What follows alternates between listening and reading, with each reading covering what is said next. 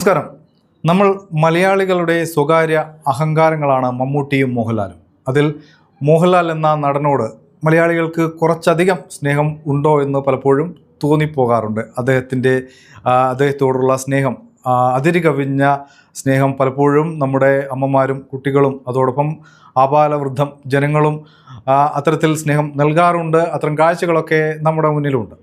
പക്ഷേ ഈ അടുത്ത കാലത്തായി പത്മശ്രീ മോഹൻലാലിനെ പലരും വേണ്ടാത്തതിനും വേണ്ടതിനുമൊക്കെ കയറി ചൊറിയുന്നൊരു കാഴ്ചയും കണ്ടുവരുന്നുണ്ട്.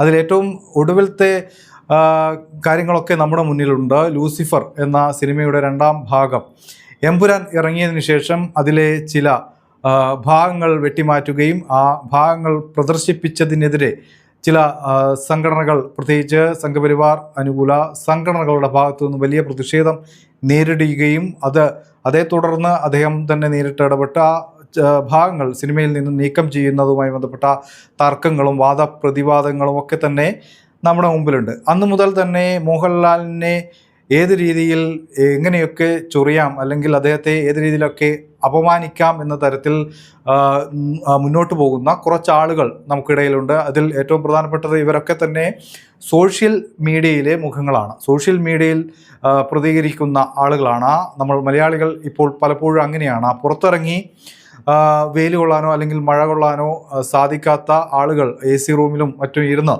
വലിയ പ്രതിഷേധവും വലിയ സദാചാര മൂല്യങ്ങളെക്കുറിച്ച് സംസാരിക്കുകയും അത്തരത്തിലുള്ള വലിയ രോഷപ്രകടനങ്ങളൊക്കെ നടത്തുന്നത് പലപ്പോഴും സോഷ്യൽ മീഡിയയിൽ മാത്രമാണ്.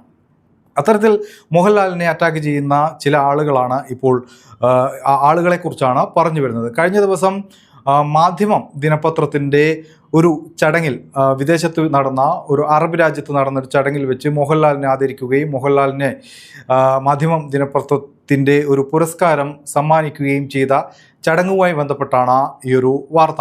ഈ ചടങ്ങിൽ മോഹൻലാൽ പങ്കെടുത്തതിനെതിരെ വലിയ സോഷ്യൽ മീഡിയ അറ്റാക്ക് ഇപ്പോൾ നടന്നുകൊണ്ടിരിക്കുകയാണ്. അതായത് ഇന്ത്യയും പാകിസ്ഥാനും തമ്മിൽ യുദ്ധ സമാനമായ രീതിയിൽ പരസ്പരം പോരടിച്ച് നിൽക്കുന്ന സമയത്ത് മോഹൻലാൽ മാധ്യമം ദിനപത്രത്തിൻ്റെ ഇത്തരത്തിലുള്ളൊരു ചടങ്ങിൽ പങ്കെടുക്കാൻ പോയതിനെയാണ് ഈ സംഘപരിവാർ അനുകൂല ആളുകൾ എന്ന് വിളിക്കുന്ന അത്തരത്തിൽ സംഘപരിവാർ അനുകൂല പ്രൊഫൈലുകളിൽ നിന്നും ഇപ്പോൾ മോഹൻലാലിനെതിരെ വലിയ തരത്തിൽ വിദ്വേഷ പ്രചരണം നടത്തിക്കൊണ്ടിരിക്കുന്നത്. ഇത് ശരിയാണോ എന്ന് ഇത്തരത്തിൽ പ്രതികരിക്കുന്ന ആളുകൾ തന്നെ ചിന്തിക്കേണ്ടതാണ്. കാരണം മോഹൻലാലിനെ സംബന്ധിച്ച് മോഹൻലാൽ ഒരു സംഘപരിവാർ അനുകൂലിയാണെന്നോ അല്ലെങ്കിൽ സംഘിയാണെന്നോ അല്ലെങ്കിൽ സഖാവാണെന്നോ കോൺഗ്രസ്സുകാരനാണെന്നോ അല്ലെങ്കിൽ മറ്റേതെങ്കിലും രാഷ്ട്രീയ പാർട്ടിയുടെ ആളാണെന്നോ പറഞ്ഞ് ഈ രംഗത്ത് പ്രവർത്തിക്കുന്ന ഒരാളല്ല. അതുകൊണ്ട് തന്നെ അദ്ദേഹത്തിൻ്റെ സ്വതന്ത്രമായ ചിന്തയ്ക്കും അദ്ദേഹത്തിൻ്റെ സ്വതന്ത്രമായ ചിന്തയ്ക്ക് ഉതകുന്ന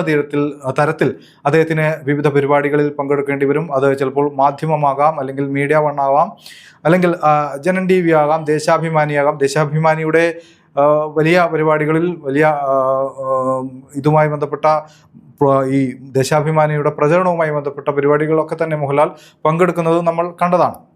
അതുകൊണ്ട് അദ്ദേഹം ദേശാഭിമാനിയുടെ ഒരാളായി മാറുകയും സഖാവായി മാറുകയും ചെയ്യുന്നില്ല. മാധ്യമം ദിനപത്രത്തെക്കുറിച്ച് പലതരത്തിലുള്ള ആരോപണങ്ങളും സമൂഹത്ത് നിലനിൽക്കുന്നുണ്ട്.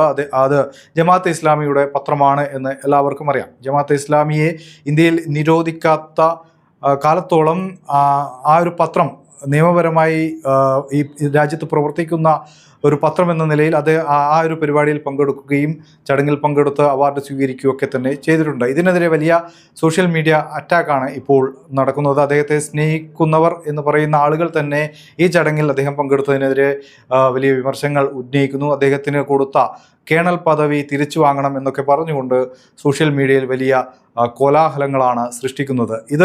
ആർക്കാണ് ഇത് ഗുണം ചെയ്യുക എന്ന് ഇത്തരത്തിൽ പ്രതികരിക്കുന്ന ആളുകൾ തന്നെ ആലോചിക്കേണ്ടതാണ്. മോഹൻലാൽ എന്ന് പറയുന്ന മഹാനടൻ അത്രത്തോളം മലയാളികളുടെ സ്വകാര്യ സമ്പത്താണ്, നമ്മുടെ രാജ്യത്തിൻ്റെ സമ്പത്താണ്. അത് ഏതെങ്കിലും ഒരു പക്ഷത്തോടൊപ്പം ചേർത്ത് പിടിച്ചുകൊണ്ട് അദ്ദേഹത്തെ ഇങ്ങനെ വേട്ടയാടുന്നത് ശരിയല്ല.